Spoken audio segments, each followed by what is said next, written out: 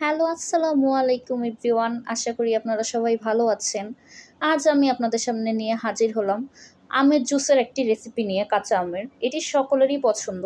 চলুন কথা না বাড়িয়ে শুরু করা যাক। কাঁচা আম ২টি নিয়ে নিব, তারপর চিনি আর লবণ, বিট লবণ, পুদিনা পাতা এবং ৪টি কাঁচামরিচ কুচি করে নিলাম।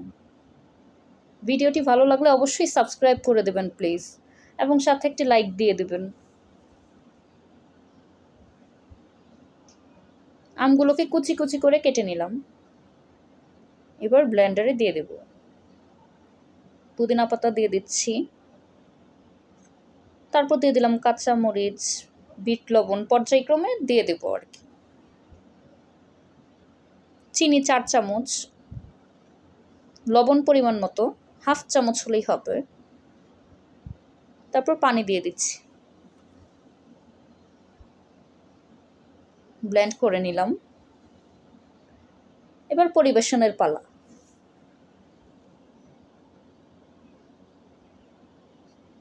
৩ পিস বরফ দিয়ে দিব।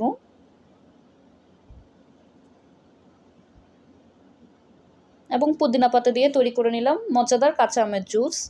ভিডিওটি যদি ভালো লেগে থাকে তবে অবশ্যই একটি লাইক এবং সাবস্ক্রাইব করে দেবেন প্লিজ, এবং পরবর্তীতে আপনাদের কোন ধরনের ভিডিও ভালো লাগে একটু বলে দেবেন কমেন্টে।